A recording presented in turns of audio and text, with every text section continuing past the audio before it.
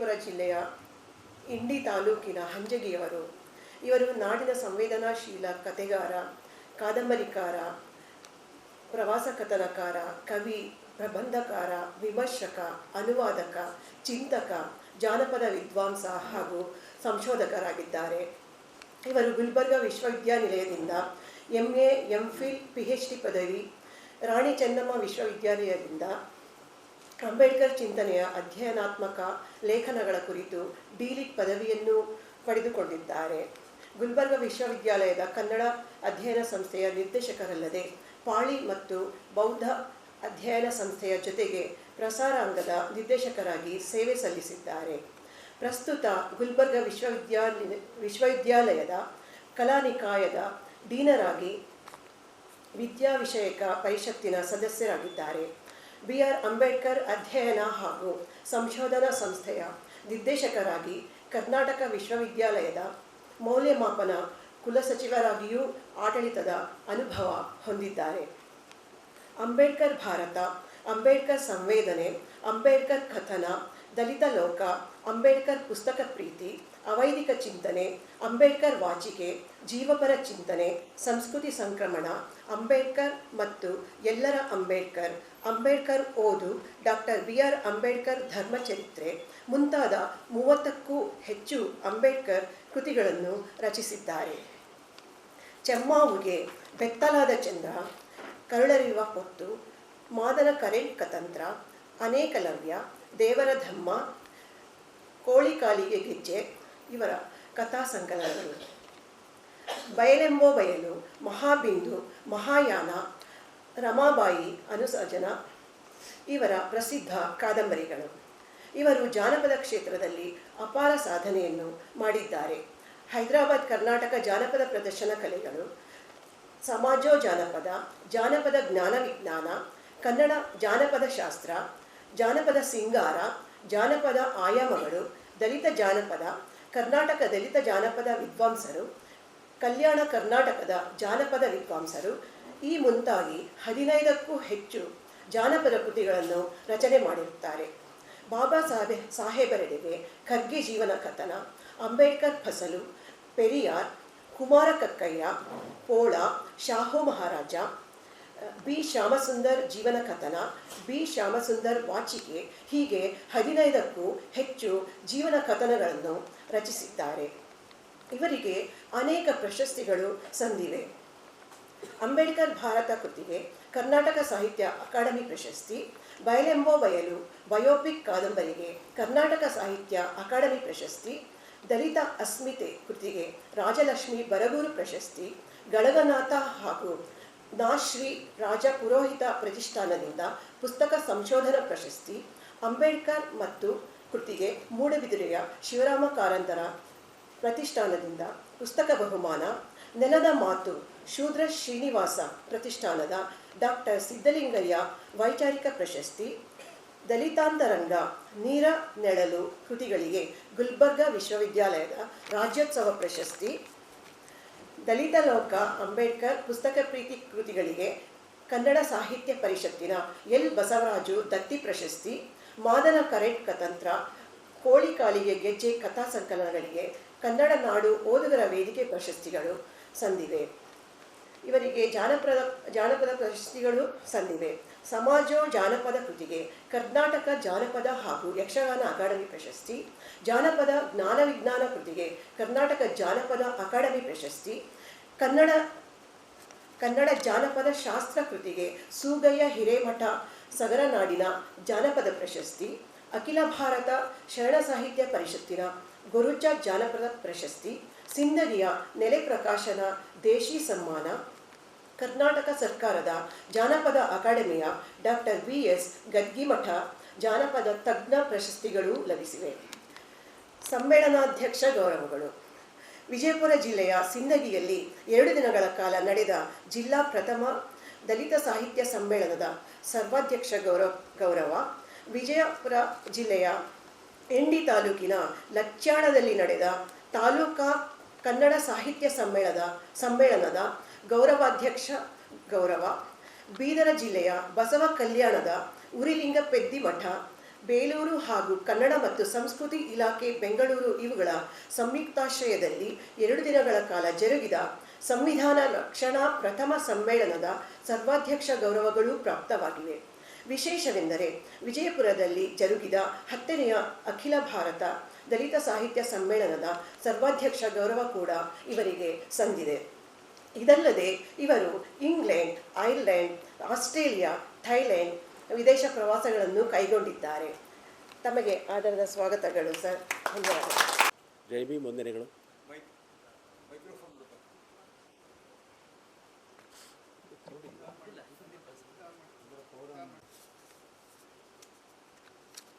Hello, ಎಲ್ರಿಗೆ ಇನ್ನೊಮ್ಮೆ ಜೈ ಭೀಮ್, ವಂದನೆಗಳು ಮತ್ತು ನಮಸ್ಕಾರಗಳು. ಮಂಗಳೂರು 135ನೇ ಜಯಂತ್ಯೋತ್ಸವದ ಈ ಮಹತ್ವದ ಸಮಾರಂಭದ ಅಧ್ಯಕ್ಷತೆಯನ್ನು ವಹಿಸಿರುವ ನನಗೆ ಹಿರಿಯ ಸೋದರರು, ಈ ವಿಶ್ವವಿದ್ಯಾಲಯದ ಗೌರವಾನ್ವಿತ ಕುಲಪತಿಗಳಾದಂಥ ಪ್ರೊಫೆಸರ್ PL ಧರ್ಮ ಅವರ ನನ್ನ ಸಂಬಂಧ ಸುಮಾರು 20 ವರ್ಷ ಕೆಳಗಿನ ಸಂಬಂಧ. ದೂರದಿಂದ ನೋಡ್ತಿದ್ದೆ ಅವರು. ನಾವು ಈಗ ಪಕ್ಕದಲ್ಲಿ ಕೂತ್ಕೊಂಡು ಮಾತಾಡುವಂಥ ಸಂದರ್ಭ ಬಂದಿದೆ. ಕುಲಸಚಿವರು ಮೌಲ್ಯಮಾಪನ ಅವರೇ, ವಿತ್ತಾಧಿಕಾರಿಗಳೇ, ಅಂಬೇಡ್ಕರ್ ಅಧ್ಯಯನ ಕೇಂದ್ರದ ನಿರ್ದೇಶಕರಾದ ಪ್ರೊಫೆಸರ್ ರಾಜು ಕೃಷ್ಣ ಚಳ್ಳಣ್ಣ ಅವರೇ, ಸಿಂಡಿಕೇಟ್ ಅಕಾಡೆಮಿಕ್ ಕೌನ್ಸಿಲ್ ಸದಸ್ಯರೇ, ಪ್ರಾಧ್ಯಾಪಕ ಮಿತ್ರರೇ, ಶಿಕ್ಷಕ ನೌಕರ ಬಂಧುಗಳೇ, ನೌಕರ ಸಂಘದ ಪದಾಧಿಕಾರಿಗಳೇ, ವಿದ್ಯಾರ್ಥಿನಿಯರೇ, ಸಂಶೋಧನಾ ವಿದ್ಯಾರ್ಥಿಗಳು, ಮಾಧ್ಯಮದ ಗೆಳೆಯರೇ, ನನ್ನ ಕಿರಿಯ ಮಿತ್ರ ಪ್ರಜಾವಾಣಿ ಸಿದ್ದರಾಜು ಅವರೇ, ಅನೇಕ ಜನ ಪ್ರಜಾವಾಣಿ ಬೇರೆ ಬೇರೆ ಪೇಪರ್ಗಳು ಬಂದಿರಬೇಕು ಅಂತ ಅಂದ್ಕೊಂಡಿದ್ದೀನಿ. ಒಂದು ಮಾತಿದೆ, ಉತ್ತರ ಧ್ರುವದಿಂದ ದಕ್ಷಿಣ ಧ್ರುವಕ್ಕೆ ಅಂತ ಬೆಂದ್ರೆಯವರು ಹಾಡಿದ್ರು. ಇಲ್ಲಿ ಬಂದು ನೋಡಿದಾಗ ಕಲಬುರಗಿಯವರು 4-5 ಜನ ಸಿಕ್ಕಲ್ಲ. ಆದರೂ ಮಂಗಳೂರು ಎನ್ಸ್ ಭಾಳ ಬುದ್ಧಿವಂತರು ಅನ್ನೋದೊಂದು ಮಾತು ಕರ್ನಾಟಕದ ಭಾರತದ ಬೇರೆ ಬೇರೆ ಭಾಗದಲ್ಲಿದೆ. ನಾನು ಅಂದ್ಕೊಂಡು ಬರ್ತಾಯಿದ್ದೆ ಬಸ್ಸಲ್ಲಿ ನಿದ್ದೆ ಬರದೇ ಇದ್ದಾಗ, ಮಂಗಳೂರು ಎನ್ಸ್ ಬುದ್ಧಿವಂತರು, ಅವರೆದುರಿಗೆ ಏನು ಮಾತಾಡಬೇಕು ಅಂದ್ಕೊಂಡು, ಇದೊಂದು ನಂಬಿಕೆ ಇದೆ. ಇದ್ರ ತಪ್ಪೇನಲ್ಲ, ಬುದ್ಧಿವಂತರು ಹೆಚ್ಚು ಫಿಶ್ ತಿಂತಿರಲ್ಲ, ಹೀಗಾಗಿ ಬುದ್ಧಿವಂತರು ನೀವು ಅಂತ ಅಂದ್ಕೊಂಡಿದ್ದೀನಿ. ಎಲ್ಲಿ ಸ್ನೇಹಿತರೆ, ನನಗೆ ರೈ ಅವರು ಹೆಚ್ಚು ಗೌರವಾನ್ವಿತ ವ್ಯಕ್ತಿ.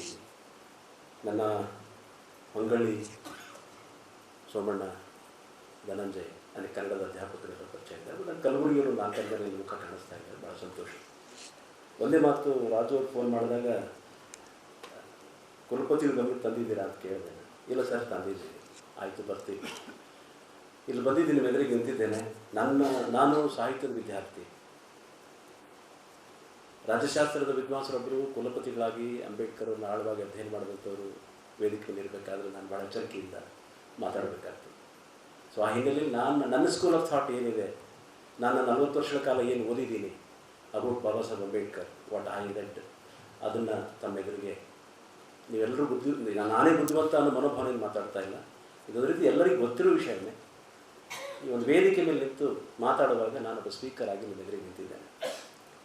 ಜಗತ್ತಿನ ಶ್ರೇಷ್ಠ ವಿಜ್ಞಾನಿಗಳಲ್ಲಿ ಒಬ್ಬರಾದ ಡಾಕ್ಟರ್ ಬಾಬಾ ಸಾಹೇಬ್ ಅಂಬೇಡ್ಕರ್ ಅವರು ಒಂದು ಸಣ್ಣ ಘಟನೆಯನ್ನು ನಿಮ್ಗೆ ಗಮನಕ್ಕೆ ತರ್ತಾರೆ. ಭಾಳ ಜನರಿಗೆ ಗೊತ್ತಿರುತ್ತೆ, ಆದರೂ ಆ ಘಟನೆ ತರೋ ವಿದ್ಯಾರ್ಥಿಗಳಲ್ಲಿ ಹೆಚ್ಚಿರೋದ್ರಿಂದ ನನಗೆ ನಿನ್ನೆ ಬಿಜಾಪುರಲ್ಲಿ ಮಾತಾಡ್ತಿರ್ಬೇಕಾದ್ರೆ ಒಂದು ಮಾತು ಅನ್ನಿಸ್ತು. ಯಾವುದೇ ವಿಶ್ವವಿದ್ಯಾಲಯಕ್ಕೆ ಹೋದರೂ ವಿದ್ಯಾರ್ಥಿಗಳು ಕಾರ್ಯಕ್ರಮಕ್ಕೆ ಬರೋದು ಭಾಳ ಕಡಿಮೆ. ಇದು ಮಂಗಳೂರು ವಿಶ್ವವಿದ್ಯಾಲಯದ ಘಟನೆ ಒಂದೇ ಅಲ್ಲ, ರಾಜ್ಯದ ದೇಶದ ಯಾವುದೇ ವಿಶ್ವವಿದ್ಯಾಲಯ ಇದ್ದರೂ ಕೂಡ ಆ ಪರಿಸ್ಥಿತಿಯನ್ನು ನಾನು ಅಂಬೇಡ್ಕರ್ ಡೈರೆಕ್ಟರ್ ಆಗಿ ಎಲ್ಲ ರೀತಿಯಿಂದ ಎದುರಿಸಿದ್ದೆ. ನನಗನ್ಸಿದ್ದು ನಿನ್ನೆ 2-3 ಕಡೆ ಭಾಷಣ ಮಾಡುವಾಗ ಕಲಬುರಗಿಯಲ್ಲಿ ಮತ್ತು ವಿಜಯಪುರದಲ್ಲಿ ಅಂಬೇಡ್ಕರ್ ಅವರು ವಿದ್ಯಾರ್ಥಿಗಳ ಹತ್ರ ಹೋಗೋಕ್ಕಾಗಲಿಲ್ವೋ, ಅಥವಾ ವಿದ್ಯಾರ್ಥಿಗಳೇ ಅಂಬೇಡ್ಕರ್ ಹತ್ರ ಬರೋಕ್ಕಾಗಲಿಲ್ವೋ, ಅಥವಾ ನಮ್ಮಂಥವರು ಧರ್ಮಾಜಿ ಅಂಥವರು ಇಲ್ಲಿರೋ ಎಲ್ಲ ಪ್ರಾಧ್ಯಾಪಕರು ಬಾಬಾ ಸಾಹೇಬ್ ಅಂಬೇಡ್ಕರ್ ಅವರು ವಿದ್ಯಾರ್ಥಿಗಳು ತಲುಪಿಸೋದು ಹೇಗೆ ಅನ್ನೋದು ನನಗೆ ಅರ್ಥ ಆಗ್ತಾ ಇದೆ. ಭಾಳ ನೋವಿನ ಸಂಗತಿ. ಭಾಳ ಮುಖ್ಯವಾಗಿ ಇವತ್ತಿನ ನನ್ನದಾಗಲಿ ಧರ್ಮಾಜಿ ಅವ್ರದ್ದಾಗಲಿ ಬದುಕು ಬೇರೆ ರೀತಿ ಎಂಡಿಂಗ್ ಇದೆ. ಬದುಕಿರೋದು ನಿಮ್ಮದೀಗ. ನೀವು ಆ ಬದುಕನ್ನು ರೂಪಿಸ್ಕೊಳ್ಳಿಕ್ಕೆ ಅಂಬೇಡ್ಕರ್ ಅವ್ರನ್ನ ಟೂಲ್ ಆಗಿ ಅಥವಾ ಒಂದು ಶಕ್ತಿಯಾಗಿ ಯಾಕೆ ಬಳಸ್ಕೊಳ್ತಾ ಇಲ್ಲ, ಯಾಕೆ ರೀಚ್ ಆಗ್ತಾ ಇಲ್ಲ ಅಂಬೇಡ್ಕರ್? ನಾನು ನೋವಾಗ್ತಾ ಇರೋದು ಅಂದರೆ ಅವರೇ ರೀಚ್ ಆಗ್ತಾ ಇಲ್ವೋ, ನಾವೇ ಅವರೇ ಅಂಬೇಡ್ಕರ್ ರೀಚ್ ಆಗ್ತಾ ಇಲ್ಲೋ ಗೊತ್ತಿಲ್ಲ. ಅಂಬೇಡ್ಕರ್ ದೇಶಿ ಮಟ್ಟದಲ್ಲಿ ಇದ್ದಂಥವ್ರು ಜಾಗತಿಕ ಮಟ್ಟದಲ್ಲಿ ಸಿಂಬಲ್ ಆಫ್ ನಾಲೆಜ್ ಅನ್ನೋ ಮಟ್ಟಕ್ಕೆ ಬೆಳೆದರು. ಆದರೆ ನಾವು ಅಂಬೇಡ್ಕರ್ ಸಮೀಪ ಹೋಗಲಿಕ್ಕೆ ಯಾಕೆ ಹಿಂಜಿರ್ತಾ ಇದ್ವಿ ಅನ್ನೋದೇ ತುಂಬ ಆತಂಕದ ವಾತಾವರಣದಲ್ಲಿ ನಾನು ಯೋಚನೆ ಇದೆ. ಒಂದು ಘಟನೆ ಹೇಳ್ತೀನಿ ಅಂತ ಹೇಳಿ, ಬಾಬಾ ಸಾಹೇಬ್ ಅಂಬೇಡ್ಕರ್ ಅವರು ಮೆಟ್ರಿಕ್ಯುಲೇಷನ್ ಪೂರ್ವದಲ್ಲಿ ಒಂದು ಸ್ಕೂಲಲ್ಲಿ ಓದ್ತಾ ಇರ್ತಾರೆ. ನಿಮಗೆಲ್ಲ ಗೊತ್ತು ಅವ್ರಿಗೆ ಎಷ್ಟು ಅಪಮಾನ ಇತ್ತು. ಒಂದೇ ಜೊತೆ ಸಾಮಾನ್ಯವಾಗಿ ಎಲ್ಲ ವಿದ್ಯಾರ್ಥಿ ಜೊತೆ ಕೂಡ್ತಾ ಇರಲಿಲ್ಲ. ಬಾಕಲ ಥರದ್ದು ಗೋಣಿ ಚೀಲ ತಟ್ಟು ಹಾಸು ಕೂಡಬೇಕಾಗ್ತಿತ್ತು. ನಮ್ಮ ಕಡೆ ತಟ್ಟು ಅಂತ ಕರೀತಾರೆ, ಗೋಣಿ ಚೀಲದ ಬಟ್ಟೆ ಕೂಡಬೇಕಾಗ್ತದೆ. ಒಂದಾನೊಂದು ದಿವಸ ಅಧಿಕಾರಿಗಳು ವಿಸಿಟ್ ಮಾಡೋರಿದ್ದಾರೆ. ಅದಕ್ಕೆ ನಾಳೆ ಬರುವಾಗ ಎಲ್ಲರೂ ಇರೋ ಬಟ್ಟೆಯನ್ನು ಸ್ವಚ್ಛವಾಗಿ ತೊಳ್ಕೊಂಡು ನೀಟಾಗಿ ಒಂದು ಅರ್ಧ ಗಂಟೆ ಬೇಗ ಬರಬೇಕು ಅಂತ ಹೆಡ್ ಮಾಸ್ಟರ್ ಹೇಳಿದಾಗ, ಅದೇ ರೀತಿ ಬಾಬಾ ಸಾಹೇಬ್ ಅಂಬೇಡ್ಕರ್, ಭೀಮರಾವ್ ಅಂಬೇಡ್ಕರ್ ಅವರು ಡ್ರೆಸ್ ಹಾಕ್ಕೊಂಡು ಬೇಗ ಸ್ಕೂಲ್ಗೆ ಹೋಗಿ ನೀಟಾಗಿ ಹೋಗಿ ತನ್ನ ಜಾಗ ಎಲ್ಲಿತ್ತೋ ಮೂಲೆಯಲ್ಲಿ ಬಾಗಿಲ ಹತ್ರ ಅಲ್ಲಿ ಕೂತ್ಕೊಂಡು ಅಧಿಕಾರಿಗಳು ಬಂದರು. ಅಧಿಕಾರಿಗಳು ಬರ್ತಿದ್ದಕ್ಕೆ ಸಹಜವಾಗಿ ಎಲ್ಲ ಮಕ್ಕಳೆದ್ದು ಗುಡ್ ಮಾರ್ನಿಂಗ್ ಹೇಳಿ ತಕ್ಷಣ ಕೂಡ್ರಪ್ಪ ಅಂತ ಹೇಳಿ, ಅಧಿಕಾರಿಯ ಮಕ್ಕಳ ಜಾಣತನವನ್ನು ಪರೀಕ್ಷೆ ಮಾಡಬೇಕು, ಶಿಕ್ಷಕರ ಕರ್ತವ್ಯ ಏನು ಕಲಿಸಿದಾರೆಲ್ಲ ಪರೀಕ್ಷೆ ಮಾಡಬೇಕು. ಅವ್ರು ಕೇಳ್ತಾರೆ, ಕಣ್ಣಿಗೆ ಯಾವುದು ಕಾಣಿಸ್ತದೋ ಅದನ್ನು ಕೈಯಿಂದ ಮುಟ್ಟಕ್ಕಾಗೋದಿಲ್ಲ, ಅದು ಏನು ಅಂತ ಕೇಳ್ತಾರೆ. ಅವಾಗ ಎಲ್ಲರೂ ಕೈ ಎತ್ತಾರೆ, ಎಲ್ಲರಿಗೂ ಗೊತ್ತಿರ್ತದೆ. ಎಲ್ಲರೂ ಕೈ ಎತ್ತ ಒಬ್ಬನಿಗೆ ಅವಕಾಶ ಸಿಗುತ್ತೆ. ಒಬ್ಬ ಹೇಳ್ತಾನೆ, ಇಲ್ಲ ಸರ್ ಸೂರ್ಯನನ್ನು ನೋಡ್ಬೋದು ಆದರೆ ಕೈ ಮುಟ್ಟಕ್ಕಾಗೋದಿಲ್ಲ. ಇದು ಭಾಳ ಸರಳ ಇರ್ಬೋದು, ಆದರೆ ಅದನ್ನು ಮುಗಿಸ್ಕೊಂಡು ಅಧಿಕಾರಿ ಹೊರಗೆ ಹೋಗ್ಬೇಕಾದ್ರೆ ಮೂಲೆಯಲ್ಲಿ ಕೂತ ಭೀಮರಾವ್ ಅಂಬೇಡ್ಕರ್ ಹಾಗೆ ಕೈ ಎತ್ತಿರ್ತಾರೆ. ಅಲ್ಲಪ್ಪ ಆನ್ಸರ್ ಸಿಕ್ಕಿದೆ, ನೀನೇ ಕೈ ಎತ್ತಿದ್ಯಾ, ಕೆಳಗಿಡೋ ಕೈ ಅಂತ. ಇಲ್ಲ ಸರ್ ನನ್ನ ಬಲ್ಲ ಹ್ಯಾವ್ ಒನ್ ಮೋರ್ ಆನ್ಸರ್ ಅಂತ ಹೇಳ್ತಾರೆ ಅಂಬೇಡ್ಕರ್. ನೋಡಿ, 7-8 ವರ್ಷದ ವಿದ್ಯಾರ್ಥಿ ಮನೆಯಲ್ಲಿ ನನ್ನ ಹತ್ರ ಇನ್ನೊಂದು ಆನ್ಸರ್ ಇದೆ.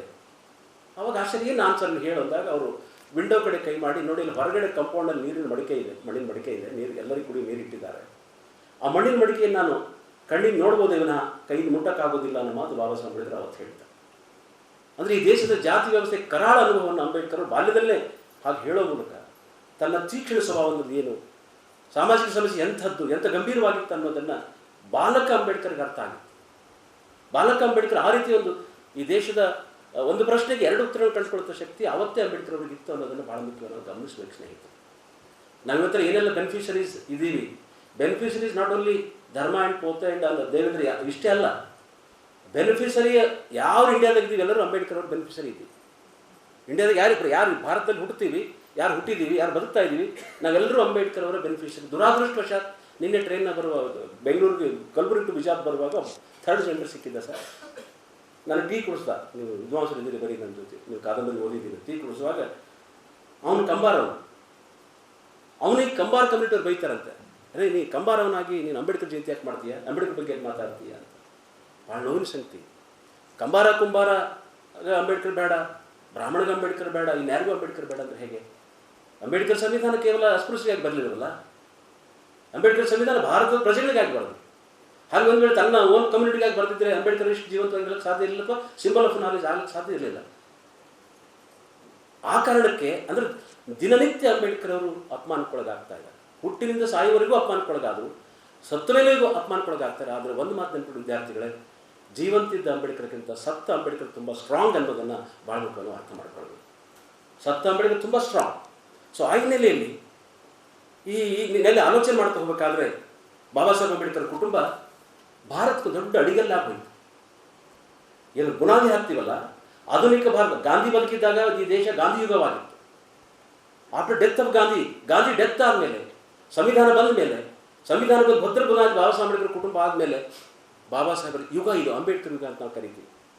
ಇವತ್ತು ಅಂಬೇಡ್ಕರ್ ಯುಗ ಜಗತ್ತಿನ ಎಲ್ಲ ಮೂಲೆ ಇವತ್ತು ಅಮೆರಿಕದ 50 ಸ್ಟೇಟ್ಗಳು ಅಂಬೇಡ್ಕರ್ ಜಯಂತಿಯನ್ನು ಸಾಮಾಜಿಕ ನ್ಯಾಯ ಹಿನ್ನೆಲೆ ಆಚರಣೆ ಮಾಡ್ತಾ ಇದ್ದಾರೆ. ಅಮೆರಿಕಕ್ಕೂ ನಮ್ಮ ಅಂಬೇಡ್ಕರ್ ಏನು ಸಂಬಂಧ?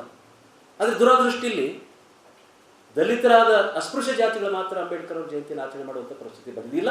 ಸರ್ಕಾರಿ ಇಲಾಖೆಗಳು ಆಚರಣೆ ಮಾಡುವಂಥ ಪರಿಸ್ಥಿತಿ ಬಂದಿದೆ. ದಲಿತರಲ್ಲದವರು 51% ಮಹಿಳೆಯರಿದ್ದಾರೆ. ಮಹಿಳಾ ವಲಯ ಇವತ್ತು ಹೊರಗೆ ಬಂದು ನಿಂತು ನಾವು ಜಯಂತಿ ಆಚರಣೆ ಮಾಡೋದು ಅನ್ನೋದನ್ನ ಈ ಕಣ್ಣಿಲ್ಲಿ ನೋಡಲಿಲ್ಲ, ಈ ಯಾರು ಕೇಳಿಲ್ಲ. ಅದರ ಇವತ್ತು ಮಹಿಳೆ ಪುರುಷರ ಸಮಾನವಾಗಿ ನಿಲ್ಲಲಿಕ್ಕೆ ಕಾರಣ ಯಾರು? ಸಂವಿಧಾನ ಮತ್ತು ಅಂಬೇಡ್ಕರ್.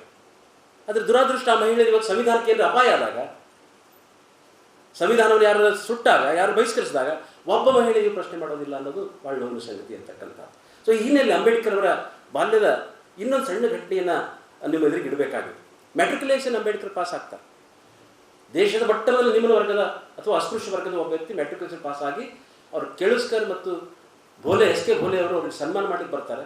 ಸನ್ಮಾನ ಮಾಡಿಕ್ಕೆ ಬಂದಾಗ ಅಂಬೇಡ್ಕರ್ ಅವರು ಬುದ್ಧಾಂತ ಜೀವನ ಚರಿತ್ರ ಅಂತಕ್ಕಂಥ ಮರಾಠಿ ಕೇಳುಸ್ಕರ್ ಬರೆದ ಮರಾಠಿ ಜೀವನ ಚರಿತ್ರೆ ಕೊಡ್ತಾರೆ.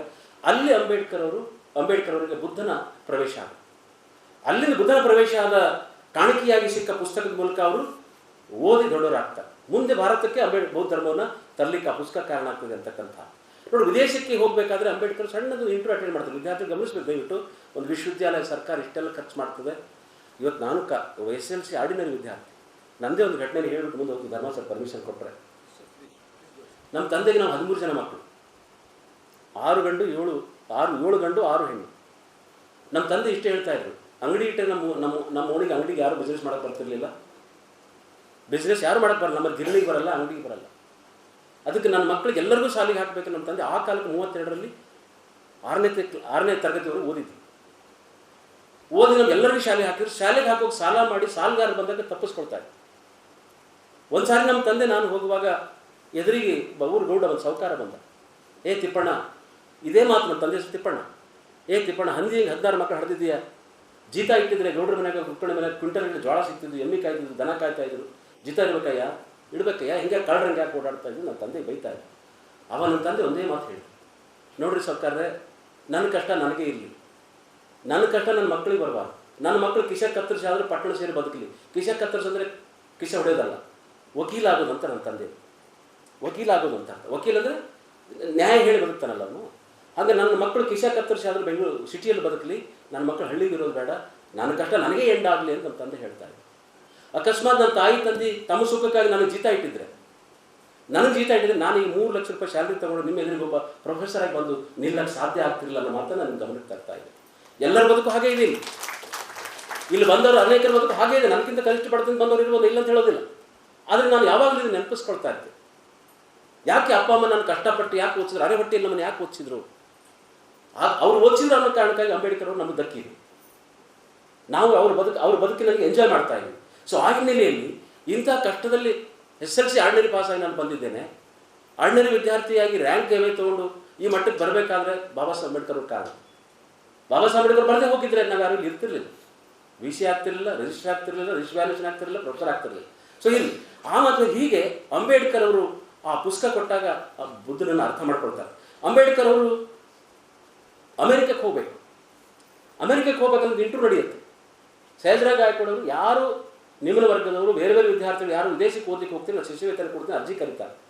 ಅಂಬೇಡ್ಕರ್ ಅವರು ಅರ್ಜಿ ಹಾಕ್ತಾರೆ. ಕೇಳಿಸ್ಕರ್ ಅವ್ರ ಸಹಾಯದಿಂದ ಅರ್ಜಿ ಹಾಕ್ತಾರೆ. ಅರ್ಜಿ ಹಾಕಿದ ಮೇಲೆ ಅಂಬೇಡ್ಕರ್ ಒಳಗೆ ಇಂಟರ್ವ್ಯೂ ಹೋಗ್ತಾರೆ. ಸಹಜರಾವ್ ಗಾಯಕ್ವಾಡ್ ಒಂದೇ ಮಾತು ಕೇಳ್ತಾರೆ, ಅಂಬೇಡ್ಕರ್ ನೀನು ವಿದೇಶಕ್ಕೆ ಹೋಗ್ತಾ ಇದೆಯಲ್ಲ, ವಿದೇಶಕ್ಕೆ ಹೋಗ್ಬೇಕಂತಿದ್ದಿಲ್ಲ, ನಿನಗೊಂದು ಕ್ವಶನ್ ಕೇಳ್ತೀನಿ ನಾನು ಕೇಳ್ತಾರೆ. ಸಹಜರಾವ್ ಗಾಯಕ್ವಾಡ್ ಏನು ಕ್ವಶನ್? ನೀನು ಯಾರನ್ನು ಹೆಚ್ಚು ಪ್ರೀತಿಸ್ತೀಯಾ ಮತ್ತು ಗೌರವಿಸ್ತೀಯಾ ಅಂತ ಕೇಳ್ತಾರೆ. ನನಗೇನಾದ್ರೂ ಆ ವಯಸ್ಸಿನಾಗ 21 ವರ್ಷದ ಹುಡುಗ ಅಂಬೇಡ್ಕರ್ ಅವ. ನನ್ನಂಥವ್ರಿಗೆ ಯಾರಿಗಾರು ಕೇಳಿದ್ರೆ ನಾನು ಪ್ರೇಯಸಿಯನ್ನು, ಹಣವನ್ನು, ಗಾಡಿಯನ್ನು, ಹೊಂಡವನ್ನು, ಯಮವನ್ನು ಪ್ರೀತಿ ಮಾಡ್ತೀನಿ ಅಂತ ಹೇಳ್ಬೋದಾಗಿತ್ತು ನಾನು. ಅದು ದೇಶಾಭಿಮಾನಿ ಅಂಬೇಡ್ಕರ್ ಹೇಳ್ತಾರೆ, ನಾನು ನನ್ನ ಹೆತ್ತ ತಾಯಿಯನ್ನು, ನನ್ನ ತಾಯಿನಾಡನ್ನು ಪ್ರೀತಿ ಮಾಡಿದಂತೆ ಬಾಬಾ ಸಾಹೇಬ್ ಅಂಬೇಡ್ಕರ್ ಹೇಳ್ತಾರೆ. ತಾಯಿನಾಡು ನೋಡಿ, ಅಲ್ಲಿ ಆ ಬಾಲಕ ಅಂಬೇಡ್ಕರ್ BA ಪದವಿ ಅಂಬೇಡ್ಕರ್ ತಾಯಿನಾಡಿನ ಬಗ್ಗೆ, ತನ್ನ ತಾಯಿ ಬಗ್ಗೆ ಗೌರವ ಇದೆಯಲ್ಲ. ಬಹಳ ಜನ ಇವತ್ತು ಮೂರ್ಖರು ಮಾತಾಡ್ತಾ ಇದ್ದಾರೆ, ಅಂಬೇಡ್ಕರ್ ದೇಶಾಭಿಮಾನಿ ಇರಲಿಲ್ಲ, ಅಂಬೇಡ್ಕರ್ ದೇಶದ್ರೋಹಿ ಆಗಿದ್ದರು, ಹೀಗೆಲ್ಲ ಸುಮ್ಮನೆ ಆರೋಪ ಮಾಡ್ತಾ ಇದ್ದಾರೆ. ಆದರೆ ಅಂಬೇಡ್ಕರ್ ಅವರಿಗೆ ದೇಶದ ಬಗ್ಗೆ, ನಾಡಿನ ಬಗ್ಗೆ ದೊಡ್ಡ ಗೌರವ ಇತ್ತು. ಅದು ಪೂನಾ ಒಪ್ಪಂದದಲ್ಲಿ, ದುಡ್ಡು ಪರಿಷತ್ನಲ್ಲಿ ಅಭಿವ್ಯಕ್ತಿಯಾಗಿದ್ದನ್ನು ನಾನು ಓದಿದ್ರೆ ಗೊತ್ತಾಗುತ್ತೆ ಅಂತಕ್ಕಂಥ. ಹೀಗೆ ಅಮೆರಿಕದಲ್ಲಿ ಓದುವಾಗ 8 ವರ್ಷಗಳಲ್ಲಿ ಪದವಿ ಮುಗಿಸಬೇಕಾದಂಥ ಅಂಬೇಡ್ಕರ್ ಅವರು ಕೇವಲ 2 ವರ್ಷಗಳಲ್ಲಿ ಪದವಿ ಮುಗಿಸ್ತಾರೆ. 2 ವರ್ಷದಲ್ಲಿ ಎಷ್ಟು ಕಷ್ಟಪಟ್ಟು ಓದಿರಬೇಕು. ವಾರಕ್ಕೆ 1 ದಿವಸ 4 ಗಂಟೆ ಪುಸ್ತಕ ಮಳಿಗೆಯಲ್ಲಿ ಕಳೀತಾ ಇದ್ರು. ಅವ್ರ ಫ್ರೆಂಡ್ ನವಲ್ ಭತೇನಾ, ಸುಮ್ಮನೆ ಹೆಸರು ಹೇಳ್ತಾರೆ ನವಲ್ ಭತೇನಾ. ನವಲ್ ಭತೇನಾ ಬಾಬಾ ಸಾಹೇಬ್ ಅಂಬೇಡ್ಕರ್ ಅವರ ಕುಟುಂಬದ ಮತ್ತು ರಾಜಕಾರಣದ ಎಲ್ಲ ಹಣಕಾಸಿನ ನೆರವಿನ ದೊಡ್ಡ ಸ್ನೇಹಿತ. ಫಾರ್ಸಿ ಕುಟುಂಬದಲ್ಲಿದ್ದಂಥ ನವಲ್ ಭತೇನಾ ಲಂಡನ್ ಅಮೆರಿಕದಲ್ಲಿ ಓದುವಾಗ ಅವರು MSc ಓದ್ತಾ ಇದ್ರು. ಬಾಬಾ ಸಾಹೇಬ್ ಅಂಬೇಡ್ಕರ್ ಅವರು MA ಓದ್ತಾ ಇದ್ರು, MA political science and economics. ಅವರಿಬ್ಬರು ಇಂಥ ದೊಡ್ಡ ಸ್ನೇಹಿತರಾಗಿದ್ದಂದರೆ ಜೀವಿತದ ಕೊನೆವರೆಗೂ ಅಂಬೇಡ್ಕರ್ ಅವರಿಗೆ ಸಹಾಯ ಮಾಡಿರ್ತಕ್ಕಂಥ ವ್ಯಕ್ತಿ ನವಲ್ ಭತೇನಾ. ನವಲ್ ಭತೇನಾ ಇಬ್ಬರು ಊಟ ಕಡಿಮೆ ಮಾಡಿ ಅವ್ರು ಹೇಳ್ತಾರೆ, ನವಲ್ ಭತೇನಾ ಬಾಬಾ ಸಾಹೇಬ್ ಅಂಬೇಡ್ಕರ್ ದೊಡ್ಡ ಹಸಿವಿತ್ತು ಖರೆ, ಯಾವುದೂ ವಿಲಾಸಿ ಬದುಕನ್ನು ಅಪೇಕ್ಷೆ ಪಟ್ಟು ಚಿಕನ್ ಆಗಲಿ ಮಟನ್ ಆಗಲಿ ದುಡ್ಡು ಖರ್ಚು ಮಾಡಿ ಅಂಬೇಡ್ಕರ್ ಅವರು ತಿಂತಿರಲಿಲ್ಲ. ಅಂಬೇಡ್ಕರ್ ಅವರು ಎಷ್ಟು ಬದುಕಲಿಕ್ಕೆ ಬೇಕೋ ಅಷ್ಟನ್ನು ತಿಂದು ಬರೀ ಓದು ಬರಹನೆ ಮಾಡ್ತಾ ಇದ್ರು ಅಂಬೇಡ್ಕರ್ ಅವರು. ಅದನ್ನು ಕಣ್ಣಾರೆ ನೋಡಿದ್ದೀನಿ ಅಂತೇಳಿ ನವಲ್ ಭತೇನಾ ಹೇಳ್ತಾರೆ. ಸಂವಾದ ಪತ್ರಿಕೆಯಲ್ಲಿ ಕನ್ನಡಕ್ಕೆ ಮಟ್ಟದ ಹೊಸ ಲೇಖನ ನಾನು ಬರ್ತಾ ಇದ್ದೆ. ಅವರಿಬ್ಬರು ಸ್ನೇಹಿತರು ಈ ತಿಂಗಳು ಬಂದಿದ್ದು, ಅವಕಾಶ ಸಿಕ್ಕರೆ ದಯವಿಟ್ಟು ಓದಿ. ಸೊ ಈ ಹಿನ್ನೆಲೆಯಲ್ಲಿ ವಿದೇಶಕ್ಕೆ ಹೋಗಿ ಅಷ್ಟೆಲ್ಲ ಕಷ್ಟಪಟ್ಟು ಅಂಬೇಡ್ಕರ್ ಅವ್ರು ಹೇಳ್ತಾರೆ, ಬಾಬಾ ಸಾಹೇಬ್ ನಾನು ನನಗಾಗಿ ಓದಲಿಲ್ಲ, ನನಗಾಗಿ ಬರೆಯಲಿಲ್ಲ, ನನ್ನ ಶೋಷಿತ ದೀನ ದಲಿತರ ಮಹಿಳೆಯರ ಬಿಡುಗಡೆಗಾಗಿ ಓದಬೇಕಾಯಿತು ಅಂತ ಹೇಳ್ತಾರೆ. ನಾವಿವತ್ತು ಯಾರಿಗಾಗಿ ಓದ್ತಾ ಇದ್ದೀವಿ? ನಮಗಾಗಿ, ನಮ್ಮ ಕುಟುಂಬಕ್ಕಾಗಿ, ನನ್ನ ಹೆಂಡತಿಗಾಗಿ, ನನ್ನ ಮಕ್ಕಳಿಗಾಗಿ ಓದ್ತಾ ಇದ್ದೀವಿ. ಅವರು ಆವತ್ತು ಇಡೀ ದೇಶಕ್ಕಾಗಿ, ಸಮಾಜದ ಒಳಿತಿಗಾಗಿ ಓದಿದ್ರು ಅಂತಕ್ಕಂಥ. ಹೀಗೆ ಬಾಬಾ ಸಾಹೇಬ್ ಅಂಬೇಡ್ಕರ್ ಓದು ಮುಗಿಸ್ಕೊಂಡು ಬರುವಾಗ ಒಂದು ಸಣ್ಣ ಘಟನೆ ಆಗುತ್ತೆ. ಮಹಿಳೆಯರಿದ್ದೀರಿ, ಆ ಘಟನೆಯಲ್ಲಿ ಹೇಳಬೇಕು, ಗೊತ್ತದಿಲ್ಲ ಗೊತ್ತಿಲ್ಲ ನನಗೆ, ಹೆಣ್ಮಕ್ಳು ಇದ್ದಿರಲಿ. ಅವ್ರ ಫ್ರೆಂಡ್ ಒಬ್ಬಕ್ಕೆ ಬೆಸ್ಟ್ ಫ್ರೆಂಡ್ ಕರಿಯರ್ ಹುಡುಗಿರ್ತಾಳೆ ಅವರು ಸರ್, ಕರಿಯರ್ ಹುಡುಗಿ. ಅವರಿಬ್ಬರು ಅಲ್ಲಿ ಓದುವಾಗ ಅಂಬೇಡ್ಕರ್ ಅವರು ಬ್ರೆಡ್ಡು ಪುಸ್ತಕ ಸಹಾಯ ಮಾಡ್ತಿರ್ತಾರೆ. ಫ್ರೆಂಡ್ ಇಟ್ ಮೀನ್ಸ್ ಯಾರು ಲವರ್ಸ್ ಅಂತ ಯಾರು ದಯವಿಟ್ಟು ಭಾವಿಸ್ಬೇಡಿ. ಅಂಬೇಡ್ಕರ್ ಜೀವನದಲ್ಲಿ 3 ಜನ ಹುಡುಗಿಯರು ಲವ್ ಮಾಡಿದ್ರು, ಆದರೆ ಅಂಬೇಡ್ಕರ್ ಹೊಳ್ಳಿ ಲವ್ ಮಾಡಿರಲಿಲ್ಲ. ನಮಗೆ ಇಂಡಿಯಾದಾಗ ಒಬ್ಬ ಕುಮಾರ ಹೆಣ್ಣುಮಗಳು, ಒಬ್ಬ ಕ್ರಿಶ್ಚಿಯನ್ ಹೆಣ್ಣುಮಗಳು, ಅಲ್ಲಿ ಅಮೇರಿಕದ ಒಬ್ಬ ಹೆಣ್ಣುಮಗಳು. ಆದರೆ ಅಂಬೇಡ್ಕರ್ ಬೆಸ್ಟ್ ಫ್ರೆಂಡ್ ಆಗಿ ಕೆಲಸ ಮಾಡಿದರು. ಆ ಹೆಣ್ಣುಮಗಳು ಬಾಬಾ ಸಾಹೇಬ್ ಅಂಬೇಡ್ಕರ್ ಬಹಳ ಸಹಾಯ ಮಾಡಿದರು. ಇಬ್ಬರು ಅಮೇರಿಕದಿಂದ ಓದಿ ಮುಗಿಸ್ಕೊಂಡು ಹೋಗುವಾಗ ಅಮೇರಿಕದಿಂದ ಬಾಬಾ ಸಾಹೇಬ್ ಲಂಡನ್ ಹೊರಟಿದ್ದಾರೆ. ಆಕೆ ಕರಿಯರ್ ಹುಡುಗಿ ತನ್ನ ಊರಿಗೆ ಹೋಗ್ತಾ ಇರ್ತಾರೆ. ಇಬ್ಬರಿಗೂ ಒಂದು ಸಂವಾದ ಆಗುತ್ತೆ. ಏನು ಸಂವಾದ ಅಂದರೆ, ಅಂಬೇಡ್ಕರ್ ನಿನ್ನ ದೇಶಕ್ಕೆ ನೀನು ಹೋಗ್ತಾ ಇದೆಯಾ, ನಿನ್ನ ಅಭಿಪ್ರಾಯ ಏನು ಅಮೇರಿಕದ ಬಗ್ಗೆ ಅಂದಾಗ, ಫೆನ್ನಿ ನಾನು ಅಮೇರಿಕದಲ್ಲಿ ಬಂದ 2 ವರ್ಷದಲ್ಲಿ ನನಗೆ ಭಾರತದಲ್ಲಿ ಕಾಣತಕ್ಕಂಥ ಜಾತಿ ಒಟ್ಟೇ ಕಾಣಲಿಲ್ಲ, ನನಗೆ ಅಪಮಾನ ಗೊತ್ತಾಗಲಿಲ್ಲ, ಹಸಿವು ಗೊತ್ತಾಗಲಿಲ್ಲ, ದಾರಿದ್ರ್ಯ ಗೊತ್ತಾಗಲಿಲ್ಲ, ಭಾಳ ಸುಖವಾಗಿ 2 ವರ್ಷ ಕಳೆದೆ ನಾನು. ಆದರೆ ಈಗ ಲಂಡನ್ ಮೂಲಕ ಇಂಡಿಯಾಕ್ಕೆ ಹೋಗ್ತಾ ಇದ್ದೀನಿ, ನನ್ನನ್ನು ಯಾರು ಸ್ವೀಕಾರ ಮಾಡ್ತಾರೋ, ನಾನು ಯಾರು ಅಪಮಾನ ಮಾಡ್ತಾರೋ ಏನು ಗೊತ್ತಿಲ್ಲ ಅಂತ ಹೇಳ್ತಾರೆ. ಆವಾಗ ಅಂಬೇಡ್ಕರ್ ಅವ್ರು ಕೇಳ್ತಾರೆ, ನೀನು ಅಮೇರಿಕದ ಬಿಳಿಯರಿಗೆ ಏನು ಹೇಳ್ತೀಯ ಅಂತ ಕೇಳ್ತಾರೆ. ಆ ಹುಡುಗಿ ಧೈರ್ಯ ನೋಡ್ಬೇಕು, ಮೆಚ್ಚಬೇಕು. ನಮ್ಮ ಹುಡುಗರಿಗೆ ಯಾವುದೇ ಇಲ್ಲ ಗೊತ್ತಿಲ್ಲ. ಅಂಬೇಡ್ಕರ್ ಅಮೇರಿಕದ ಬಿಳಿಯರು ಒಂದು ಸಾರಿ ಕರಿಯರ್ ಹೋಗ್ಲಿ ಅಂತ ಬಯಸ್ತೀನಿ ನಾನು ಅಂತ ಹೇಳ್ತಾರೆ. ಅಮೇರಿಕದ ಬಿಳಿಯರು ಹಂಗಿಲ್ಲ, ಸ್ಪೃಶ್ಯರಿದೆಯೋ ಅಲ್ಲಿ ಬಿಳಿಯರು ಕರಿಯರು ವ್ಯತ್ಯಾಸ ಇದೆ. ಅದಕ್ಕೆ ಅಮೇರಿಕದ ಬಿಳಿಯರು ಒಂದು ಸಾರಿ ಕರಿಯರ್ ಆಗಿ ಹುಟ್ಲಿ, ಕರಿಯರ್ ನೋವು ಏನಾದ್ರು ಅವ್ರಿಗೆ ಗೊತ್ತಾಗಲಿ ಅಂತಕ್ಕಂಥ ಮಾತನ್ನು ಅವತ್ತು ಆ ಹೆಣ್ಮಗಳು ಹೇಳ್ತಾರೆ. ಈ ಶಕ್ತಿ ನಿಮಗೆ ಅಂಬೇಡ್ಕರಿಂದ ಬರಬೇಕು, ಅದು ಅಂಬೇಡ್ಕರಿಂದ ಮಹಿಳೆಯರು ಪಡಿಬೇಕು ಅಂತಕ್ಕಂಥ ಮಾತನ್ನು ನಾನು ನಿಮ್ಗೆ ಗಮನಕ್ಕೆ ತರ್ತಾನೆ. ಹೀಗೆ ಬಾಬಾ ಸಾಹೇಬ್ ಅಂಬೇಡ್ಕರ್ ಅವರು ಮಾಡಿದಂಥ ಹೋರಾಟ, ಆರಂಭ ಶುರುವಾಗಿದ್ದ ಹೋರಾಟ ಪತ್ರಿಕೆಗಳ ಮೂಲಕ ಎಲ್ಲ ಗೊತ್ತಿತ್ತು. ಮೂಕನಾಯಕ, ಜನತಾ, ಪ್ರಬುದ್ಧ ಭಾರತ, ಈ ಪತ್ರಿಕೆಗಳು ಮಾಡೋ ಮೂಲಕ ಒಂದು ಸಾಮಾಜಿಕ ಚಳವಳಿಯನ್ನು ಹುಡುಕೋತಾರೆ. ಇತ್ತೀಚೆಗೆ ಸರ್ ನಾನು ಮಾಣ್ಗಾಂವ್ಗೆ ಹೋಗಿದ್ದೆ. ಬಾಬಾ ಸಾಹೇಬ್ ಅಂಬೇಡ್ಕರ್ ಮೊಟ್ಟ ಮೊದಲ ಸಾರ್ವಜನಿಕ ಜೀವನದಲ್ಲಿ ಚಳವಳಿಯಲ್ಲಿ ಭಾಗವಹಿಸಿದ ಒಂದು ಸಮಾರಂಭ ನಡೀತದೆ ಮಾನ್ಗಾಂವ್ನಲ್ಲಿ. ಛತ್ರಪತಿ ಶಾಹು ಮಹಾರಾಜರು ಅರೇಂಜ್ ಮಾಡ್ತಾರೆ. ಆ ಸಮಾರಂಭದ ಅಧ್ಯಕ್ಷತೆಯಲ್ಲಿ ಬಾಬಾ ಸಾಹೇಬ್ ಅಂಬೇಡ್ಕರ್ ವಹಿಸ್ತಾರೆ. ಬಾಬಾ ಸಾಹೇಬ್ ಆ ಊರಿಗೆ ಹೋದಾಗ ಯಾವತ್ತು ಬಾಬಾ ಸಾಹೇಬ್ ಅಂಬೇಡ್ಕರ್ ಸಮಾರಂಭದಲ್ಲಿ ಕೂತಾಗ ಆ ಗಿಡ ಹತ್ತಿ ಜನ ಮುಗಿಬಿದ್ದು ನೋಡಿದ್ರೋ, ಆ ಗಿಡ ಇವತ್ತಿಗೂ ಇದೆ. ಅದು ಮುರಿದು ಬಡ್ಡಿ ಮತ್ತೆ ಚಿಕ್ತಿದೆ. ಆ ಗಿಡ ಹಾಗೆ ಇಟ್ಟಿದ್ದಾರೆ, ಅದು ರಿಸರ್ವ್ ಮಾಡಿಟ್ಟ ಗಿಡ ಬೆಳೆಸ್ತಾ ಇದ್ದಾರೆ ಅದನ್ನು ಹಾಗೆಯೇ. ಅಲ್ಲಿ ಬಾಬಾ ಸಾಹೇಬ್ ಅಂಬೇಡ್ಕರ್ ಭಾಷಣ ಮಾಡ್ತಾ ಹೇಳ್ತಾರೆ, ಯಾವ ಹಿಂದೂ ಧರ್ಮದ ಹಬ್ಬ ಹರಿದಿನಗಳು ನಮ್ಗೆ ಅಪಮಾನ ಮಾಡಿದಾವೆ, ನಮ್ಗೆ ಊಟ ಕೊಟ್ಟಿಲ್ಲ, ನಮಗೆ ನೋವು ಕೊಟ್ಟಿದ್ದಾವೆ, ದೇವಾಲಯ ಪ್ರವೇಶ ಕೊಟ್ಟಿಲ್ಲ, ಅಂಥ ಹಬ್ಬಗಳನ್ನ ನಾವೆಲ್ಲರೂ ಆಚರಣೆ ಮಾಡಬಾರ್ದು. ನಾವು ಆಚರಣೆ ಮಾಡಬೇಕಾಗಿದ್ದು ಜ್ಯೋತಿಬಾ ಫುಲೆಯ ಹುಟ್ಟುಹಬ್ಬವನ್ನು, ಸಾವಿತ್ರಿಬಾಯಿ ಫುಲೆಯವರ ಹುಟ್ಟುಹಬ್ಬವನ್ನು, ಶಾಹು ಮಹಾರಾಜರ ಹಬ್ಬವನ್ನಾಗಿ ಆಚರಣೆ ಮಾಡಬೇಕಂತ ಬಾಬಾ ಸಾಹೇಬ್ ಅಲ್ಲಿ ಭಾಷಣ ಮಾಡ್ತಾರೆ. ಸೊ ಹಾಗೆ ಭಾಷಣ ಮಾಡಿದ ಅಂಬೇಡ್ಕರ್ ನಡುವೆ ಲಂಡನ್ಗೆ ಓದಲಿಕ್ಕೆ ಹೋಗಬೇಕಾಗಿತ್ತು. ಅರ್ಧಕ್ಕೆ ನಿಂತಿರ್ತಕ್ಕಂಥ ಪದವಿಯನ್ನು ಓದಲಿಕ್ಕೆ again he went London. Professor ಆಗಿ ಕೆಲಸ ಮಾಡಿ ದುಡ್ಡುಗಾಳಿ ಮಾಡಿಕೊಂಡು ಸಹಾಯದ ನಮ್ಮ ಅವ್ರ ಸ್ನೇಹಿತರ ಸಹಾಯದ ದುಡ್ಡು ಮತ್ತೆ ವಾಪಸ್ ಹೋಗ್ತಾರೆ, ಪದವಿ ಮುಗಿಸಿ ವಾಪಸ್ ಬರ್ತಾರೆ. ಅದ್ರ ನಡುವೆ ಒಂದು ಘಟನೆ ಆಗುತ್ತೆ. ಆ ಘಟನೆ ಏನಂತಂದರೆ, ಇಡೀ ಕಾರ್ಮಿಕ ಜನರಿಗೆ ಬಾಬಾ ಸಾಹೇಬ್ ಅಂಬೇಡ್ಕರ್ ಸಹಾಯ ಮಾಡಿದೆ ಎಂಥದ್ದು. ಅಂಬೇಡ್ಕರ್ 21 ವರ್ಷ ಇದ್ದಾಗ ಅಮೆರಿಕಕ್ಕೆ ಹೋದ 1 ತಿಂಗಳಲ್ಲಿ ಇಂಡಿಯಾಗೊಂದು ಪತ್ರ ಬರೀತಾರೆ. ಅಕ್ಕಂದಿರ ಅರ್ಥ ಮಾಡ್ಕೊಳ್ಬೇಕು. ಒಂದು ಪತ್ರ ಏನು ಬರೀತಾರೆ ಅಂದರೆ, ಪಾಲಕರು ತನ್ನ ಮಕ್ಕಳನ್ನು ಹೇರೋದೊಂದೇ ಕೆಲಸ ಅಲ್ಲ, ಮಕ್ಕಳನ್ನು ಸರಿಯಾದ ದಕ್ಕಲ್ಲಿ ತೋರಿಸ್ಬೇಕು. ಅದರಲ್ಲೂ ವಿಶೇಷವಾಗಿ ಗಂಡಸು ಮಕ್ಕಳಿಗಟ್ಟೆ ಶಾಲೆ ಓದಿಸೋದಲ್ಲ, ಹೆಣ್ಣು ಮಕ್ಕಳಿಗೂ ಶಾಲೆ ಓದಿಸಬೇಕು ಅಂತೇಳಿ ಅಮೆರಿಕದಲ್ಲಿದ್ದ ಅಂಬೇಡ್ಕರ್ 21 ವರ್ಷದ ಹುಡುಗ ಆವತ್ತು ಈ ದೇಶಕ್ಕೆ ಪತ್ರ ಬರೀತಾರೆ. ದಾದಾ ಸಾಹೇಬ್ ಗಾಯಕ್ವಾಡ್ ಅವರಿಗೆ ಪತ್ರ ಬರೋದು ತಿಳಿಸ್ತಾರೆ, ಹೆಣ್ಣು ಮಕ್ಕಳು ಶಾಲೆಗೆ ಹಾಕಿ ಅಂತೇಳಿ. ಇದು ಅಂಬೇಡ್ಕರ್ ಅವರ ಕಾಳಜಿ ಅನ್ನೋದನ್ನು ಭಾಳ ಮುಖ್ಯ ಗಮನಿಸಬೇಕು. ಹೀಗೆ ಬಾಬಾ ಸಾಹೇಬ್ ಅಂಬೇಡ್ಕರ್ ಪತ್ರಿಕೆ ಪ್ರಾರಂಭ ಮಾಡಿ ಮಾಡ್ ಮೂಮೆಂಟ್ ಮಾಡ್ತಾರೆ. ಮಾಡ್ ಮೂಮೆಂಟ್ ದಯವಿಟ್ಟು ಯಾರಾದರೂ ಹೋಗಿ ನೋಡಿ ಬನ್ನಿ. ಮಾಡ್ ಮೂಮೆಂಟ್ನಲ್ಲಿ ಚಳವಳಿ ಮಾಡಿ ಸಮಾರಂಭ ಮಾಡಲಿಕ್ಕೆ ಜಮೀನು ಕೊಟ್ಟವ್ರು ಯಾರು? ಯಾವ ಹಿಂದೂ ಸಮುದಾಯದಲ್ಲಿ ಜಮೀನು ಕೊಳ್ಳಿ ಬಾಬಾ ಸಾಹೇಬ್ರಿಗೆ? ಕೆರೆ ನೀರು ಮುಟ್ಟಿದ್ರೆ ಜಮೀನು ಕೊಟ್ಟಿರ್ತಕ್ಕಂಥ ಫತೇ ಖಾನ್ ಅಂತಕ್ಕಂಥ ಮುಸ್ಲಿಂ ವ್ಯಕ್ತಿ 5 ಎಕರೆ ಜಮೀನನ್ನು ಫ್ರೀ ಕೊಡ್ತಾನೆ. ಇವತ್ತಿಗೂ ಆ ಜಮೀನಿದೆ, ಅಲ್ಲಿ ಮಾನ್ಯುಮೆಂಟ್ ಇದೆ. ಅಂದರೆ ಮುಸ್ಲಿಂ ವ್ಯಕ್ತಿ ದಲಿತೋದ್ಧಾರದ ಕೆಲಸಕ್ಕಾಗಿ ಸಹಾಯ ಮಾಡ್ತಾನೆ, ನೀರು ಕೊಡ್ತಾನೆ, ಊಟದ ವ್ಯವಸ್ಥೆ. ಆದರೂ ಕೂಡ ಅಲ್ಲಿ ಜನರು ಅವರು ಓಡಾಡಿಸ್ಕೊಂಡು ಹೊಡೆದ್ರು. ಬಾಬಾ ಸಾಹೇಬ್ ಅಂಬೇಡ್ಕರ್ ಅವರು ಪ್ರತ್ಯುತ್ತರ ಕೂಡ ಸೋಲ್ಜರ್ಸ್ 2,500 ಜನ ರಿಟೈರ್ಡ್ ಸೋಲ್ಜರ್ಸ್ ಇದ್ದಾರೆ ಮಹಾರ್ಸ್ ಬೆಟಾಲಿಯನ್ದವರು. ಅವ್ರು ಹೇಳ್ತಾರೆ, ಬಾಬಾ ಸಾಹೇಬ್ ಗೆಸ್ಟ್ ಹೌಸ್ ಬಂದು ಕೇಳ್ತಾರೆ, ಬಾಬಾ ಸಾಹೇಬ್ ಪರ್ಮಿಷನ್ ಕೊಟ್ಬಿಡಿ ನಾವು ವಾಪಸ್ ಹೊಡಿತೀವಿ ಅಂದಾಗ ಬಾಬಾ ಸಾಹೇಬ್ ಹೇಳ್ತಾರೆ, ನಾವು ಕಾನೂನು ಮೂಲಕ ಹೋರಾಟ ಮಾಡೋಣ. ಯಾಕಂದರೆ ಬಾಬಾ ಸಾಹೇಬ್ ಒಳಗಡೆ ಬುದ್ಧ ಇದ್ದ. ಬುದ್ಧನಿಗೆ ಹಿಂಸೆ ಬೇಕಾಗಿರಲಿಲ್ಲ. ಬುದ್ಧ ಹಿಂಸೆಯನ್ನು ವಿರೋಧಿಸಿ ಕಾಡಿಗೆ ಹೋಗಿದ್ದ. ಅಂಥ ಬುದ್ಧ ಓದ್ಕೊಂಡು ಬಾಬಾ ಸಾಹೇಬ್ ಅಂಬೇಡ್ಕರ್ ನಾವು ಪ್ರತಿಯಾಗಿ ಹೊಡೆಯೋದು ಬೇಡ ಅಂತ ಹೇಳಿದಾಗ ಕಾನೂನು ಮೂಲಕ ನೀರು ಮುಟ್ಟೋದು ಸರಿ ಅಂತ ಹೇಳಿ ಯಶಸ್ವಿ ಆಗ್ತಾರೆ. ಮಹಾತ್ಮ ಗಾಂಧೀಜಿಯವ್ರ ಬಗ್ಗೆ ಹೇಳ್ತಾರೆ ಎಲ್ಲರೂ, ನಿಮಗೆಲ್ಲರೂ ಗೊತ್ತಿದೆ. ಮಹಾತ್ಮ ಗಾಂಧಿ ದೇಶದ ಜಗತ್ತಿನ ಅಹಿಂಸವಾದಿ ಅಂತ ಹೇಳ್ತಾರೆ. ಗಾಂಧೀಜಿ ಒಬ್ಬರೇ ಅಹಿಂಸವಾದಿ ಅಲ್ಲ, ಗಾಂಧೀಜಷ್ಟೇ ಸಮಾನವಾದಂಥ ಅಹಿಂಸವಾದ ಬಾಬಾ ಸಾಹೇಬ್ ಅಂಬೇಡ್ಕರ್ ಇತ್ತು ಅಲ್ಲಿಕ್ಕೆ. ಒಂದು ಮಾತು ಹೇಳ್ತೀನಿ, ಒಂದು ಮಾಡ್ ಮೂಮೆಂಟಲ್ಲಿ ಅದು ಘಟನೆ ಆದಾಗ ಪ್ರತಿಯಾಗಿ ದಾಳಿ ಮಾಡೋದಿಲ್ಲ.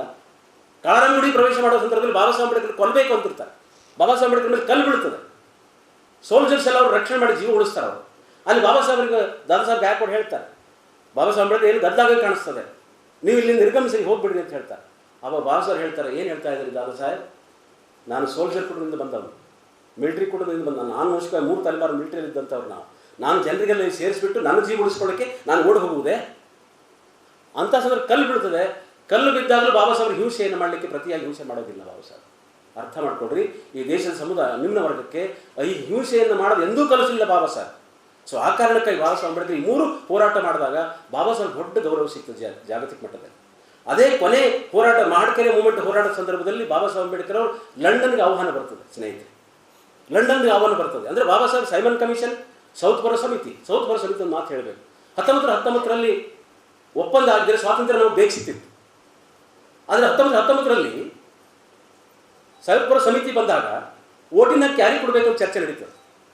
ಓಟಿನ ಕ್ಯಾರಿ ಕೊಡಬೇಕು ಅಂತ ಚರ್ಚೆ ನಡೆದಾಗ ಗಾಂಧೀಜಿ ಆದಿಯಾಗಿ ಕನಿಷ್ಠ ಶಿಕ್ಷಣ ಪಡೆದಿರಬೇಕು, ತೆರಿಗೆ ಪಾವತಿರಬೇಕು, ಜಮೀನು ಹೊಂದಿರಬೇಕು, ಅವರು ರಾಜ್ಕುಮಾರ್ ಆಗಿರಬೇಕು, ಅವ್ರಿಗೆ ಓಟಿನ ಕೊಡಬೇಕು ಅನ್ನೋ ಸಂದರ್ಭದಲ್ಲಿ ಬಾಬಾ ಸಾಹೇಬ್ ಅಂಬೇಡ್ಕರ್ ಹೇಳ್ತಾರೆ, ಓದಲಿ ಬರೀಲಿ ಬಿಡಲಿ ಜಮೀನು ಇರಲಿ ಬಿಡಲಿ, ಭಾರತದಲ್ಲಿ ಹುಟ್ಟಿ 18 ವರ್ಷ ಪೂರೈಸಿದ ಯಾವುದೇ ವ್ಯಕ್ತಿಗೆ ಓಟಿನ ಕೊಡಬೇಕಂತ ಹೇಳಿದಂಥ ಏಕೈಕ ವ್ಯಕ್ತಿ ಡಾಕ್ಟರ್ ಬಾಬಾ ಸಾಹೇಬ್ ಅಂಬೇಡ್ಕರ್.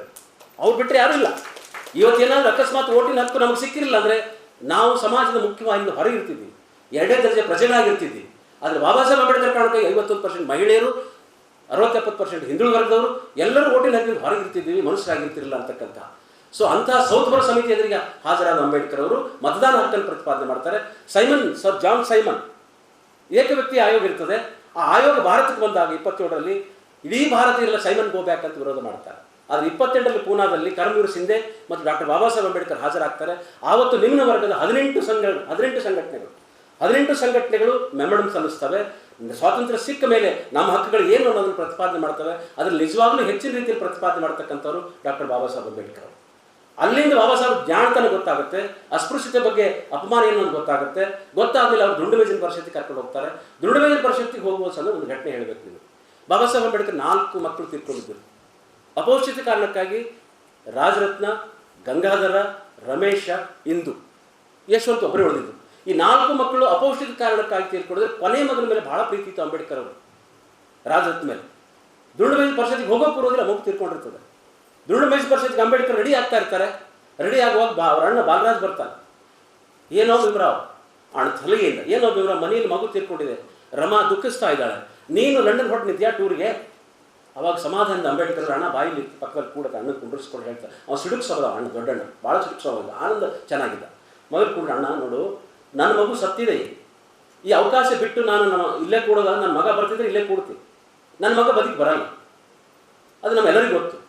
ಆದರೆ ನಾನು ಯಾಕೆ ಈ ಲಂಡನ್ ಹೋಗ್ತಾ ಇದ್ದೀನಿ ನಿಮ್ಗೆ ಗೊತ್ತಾಗಲಿ ಏನಂದರೆ, ಭವಿಷ್ಯದಲ್ಲಿ ಕೋಟ್ಯಾನುಕೋಟಿ ಮಕ್ಕಳು ಭವಿಷ್ಯ ಹಾಳಾಗೋ ಸಾಧ್ಯತೆ ಇದೆ. ಆ ಕೋಟ್ಯಾನುಕೋಟಿ ಮಕ್ಕಳ ಭವಿಷ್ಯ ರೂಪಿಸಲಿಕ್ಕೆ ನಾನು ಲಂಡನ್ಗೆ ಹೋಗ್ತಾ ಇದ್ದೀನಪ್ಪ, ನಾನು ಯಾವ ಸುಖಕ್ಕಾಗಿ ಲಂಡನ್ಗೆ ಹೋಗ್ತಾ ಇಲ್ಲ ಅಂತ ಬಾಬಾ ಸಾಹೇಬ್ ಅಂಬೇಡ್ಕರ್ ಅವರು ಹೇಳ್ತಾರೆ. ಅಲ್ಲಿ ಹೋಗಿ ಒಂದು ವಾರ ಆರಾಮ ತಪ್ತದೆ ಅವ್ರಿಗೆ, ಹೆವಿ ಜ್ವರ ಬರ್ತಾರೆ, ಆದರೂ ಕೂಡ ವಾಪಸ್ ಇಂಡಿಯಾಕ್ಕೆ ಬರೋದಿಲ್ಲ ಅವರು.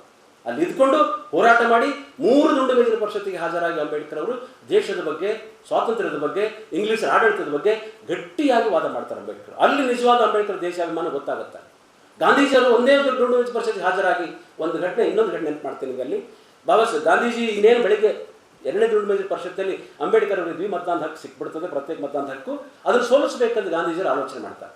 ಆಲೋಚನೆ ಏನು ಮಾಡ್ತಾರೆ, ಜಿನ್ನಾ ಮತ್ತು ಆಗಾ ಖಾನ್ ಅಲ್ಲಿ ದುಂಡು ಮೇಜಿನ ಪರಿಷತ್ತಿಗೆ ಹೋದವರಲ್ಲಿ ಉಜ್ವಲ್ ಸಿಂಗ್ ಕ್ರೈಸ್ತರಿಂದ ಹೋಗಿರ್ತಾರೆ, ನಮ್ಮ ನಿಮ್ನವ್ರನ್ನ ಅಂಬೇಡ್ಕರ್ ಶ್ರೀನಿವಾಸ್ ಬಹದ್ದೂರ್ ಸರ್ ಹೋಗಿರ್ತಾರೆ, ಆಗಾ ಖಾನ್ ಜಿನ್ನಾ ಹೋಗಿರ್ತಾರೆ, ಬೇರೆ ಬೇರೆಲ್ಲ ಹೋಗಿರ್ತಾರೆ. ಹಿಂದುಳಿದ ವರ್ಗದಲ್ಲಿ ಯಾರು ಹೋಗಿರೋದು? ಅಂಬೇಡ್ಕರ್ ಅವರಿಗೆ ಹಿಂದುಳಿದ ವರ್ಗ ನಂಬ್ತಾ ಇರಲಿಲ್ಲ, ಈಗೂ ನಂಬಲ್ಲ ಕೆಲವು ಜನ. ಆವಾಗ ಅಂಬೇಡ್ಕರ್ ಅವರು ಅಲ್ಲಿ ದುಂಡು ಮೇಜಿನ ಪರಿಷತ್ನಲ್ಲಿ ಅಂಬೇಡ್ಕರ್ ಅವರು ಹಿಂದುಳಿದ ವರ್ಗದವರು ಅಂಬೇಡ್ಕರ್ ಅವರು ಬಿಟ್ಟರು, ಅಂಬೇಡ್ಕರ್ ಹಿಂದುಳಿದ ವರ್ಗರು ಬಿಡಲಿಲ್ಲ. ಅವ್ರು ಹೇಳ್ತಾರೆ ಅಂಬೇಡ್ಕರ್ ಅವರು, ಹಳ್ಳಿಗಳಲ್ಲಿ ಅಸ್ಪೃಶ್ಯರ ಅಭಿವೃದ್ಧಿ ಆಗಬೇಕಾದ್ರೆ ಹಿಂದುಳಿದ ವರ್ಗರು ಶಿಕ್ಷಣ ಸಿಗಬೇಕು ಅಂತ ಹೇಳ್ತಾರೆ. ಯಾಕಂದ್ರೆ ಹಳ್ಳಿಗಳಲ್ಲಿ ಜಗಳ ಆಗೋದೆ, ಹೊಡೆದಾಟ ಆಗೋದೆ ಹಿಂದುಳಿದ ವರ್ಗ ಮತ್ತು ದಲಿತರ ನಡುವೆ. ಯಾಕಂದರೆ ವಿಪ್ರರಾಗಲಿ ಬೇರೆ ಬೇರೆರಾಗಲಿ ಸಿಟಿಯಲ್ಲಿದ್ದಾರೆ ಈಗ. ಸೊ ಅದಕ್ಕಾಗಿ ಅವರಿಗೂ ಅಕ್ಷರ ಸಿಗಬೇಕು, ಅವರಿಗೂ ಸ್ವಾತಂತ್ರ್ಯ ಸಿಗಬೇಕು, ಎಲ್ಲ ರೀತಿಯಿಂದ ಹಕ್ಕುಗಳು ಸಿಗಬೇಕು ಅಂತ ವಾದ ಮಾಡಿ ಅವ್ರಿಗೆ ಕೊಡಿಸ್ತಾರೆ. ಮತ್ತು ಬೇರೆ ಅಲ್ಲಿ ಗಾಂಧೀಜಿ ಏನು ಮಾಡ್ತಾರೆ, ಹಿಂದಿನ ರಾತ್ರಿ ಜಿನ್ನಾಗ್ ಫೋನ್ ಮಾಡ್ತಾರೆ, ನಾನು ನಿಮ್ಮ ಹತ್ರ ಬರ್ತೇನೆ, ಒಂದು ಒಪ್ಪಂದ ಮಾಡ್ಕೊಳ್ಳೋಣ ಅಂತೇಳಿ. ಆ ಒಪ್ಪಂದ ಮಾಡ್ಕೊಳ್ಳೋಂತೇಳಿ ಹೋಗ್ತಾರೆ. ಹೋಗುವಾಗ ಕುರಾನ್ ಹಿಡ್ಕೊಂಡು ಹೋಗಿರ್ತಾರೆ ಗಾಂಧೀಜಿಯವರು.